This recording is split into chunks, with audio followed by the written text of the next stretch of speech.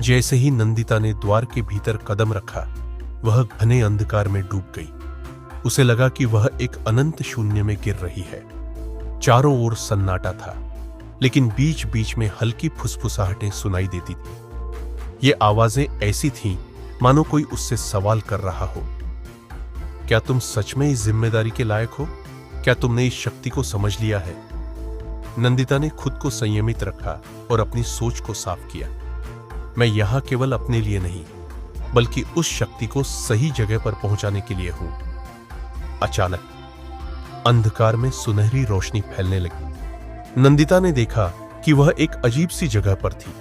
यह न तो वर्तमान था, न ही अतीत और न ही भविष्य। यह समय का केंद्र था। यहां हर दिशा में चमचमाते धागे फैले हुए थे, जैसे समय की धाराएं हों। इन धागों में से कुछ शांत और स्थिर थे, जबकि कुछ टूटने और बिखरने की कगार पर थे। यह है समय का हृदय। एक गूंजती हुई आवाज आई। नंदिता ने देखा कि एक विशाल अमूर्त आकृति उसके सामने प्रकट हुई। यह कोई मानव नहीं था, बल्कि समय का अवतार लग रहा था। एक प्राचीन और अनंत शक्ति।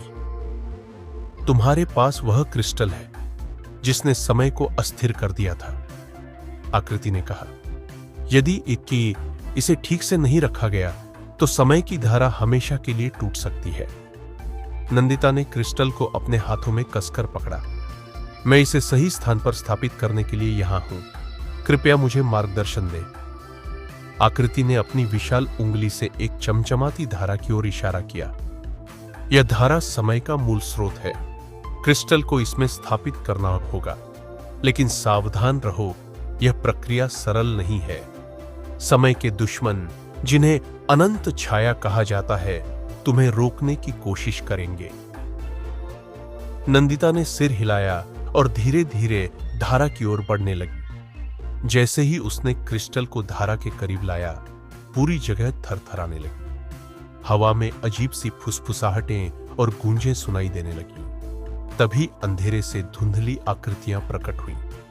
ये अनंत छाया थी, जो समय के संतुलन को बिगाड़ने की ताकत रखती थी। उन्होंने नंदिता को घेर लिया। उनकी आंखें लाल चमक रही थी और उनके हाथों से काली धुएं जैसी लहरें निकल रही थी। नंदिता को लगा कि यह उसका अंत हो सकता है, लेकिन तभी क्रिस्टल ने अपनी ऊर्जा छोड़नी शुरू कर दी। उसके हाथों में तेज सुनहरी रोशनी फैलने लगी, जिसने छायाओं को दूर धकेलना शुरू कर दिया। नंदिता ने पूरी ताकत लगाकर क्रिस्टल को समय की धारा में स्थापित कर दिया। जैसे ही क्रिस्टल धारा में समाया, पूरी जगह रोशनी से भर गई। छायाएं चीखती हुई गायब हो गईं और धारा शांत और स्थिर हो गई। समय का केंद्र स्थिर हो चुका था। आवाज फिर से गूंज उठी। तुमने वह कर दिखाया जो असंभव था। तुमने समय को संतुलित कर दिया है। अब तुम्हें वापस भेजा जाएगा, लेकिन याद रखना, तुम्हारे इस बलिदान को हमेशा याद रखा जाएगा। नंदिता ने आंखें बंद की और एक पल में वह वापस कालखंड कुंड के किनारे पर थी। झील अब शांत और सामान्य लग रही थी। नंदिता ने आसमान की ओर देखा और मुस्कुराई।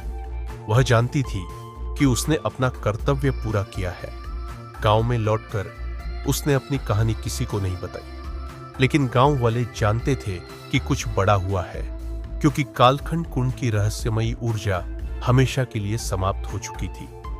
नंदिता ने अपनी नोटबुक में आखिरी शब्द लिखे। कभी कभी नायक बनने का मतलब होता है अज्ञात में छलांग लगाना, बिना यह जाने कि अंत क्या होगा। अगर आप लोग को मेरा वीडियो अच्छा लग रहा है तो प्लीज़ लाइक करें, शेयर करें और सब्सक्राइब करें। थैंक यू, धन्यवाद।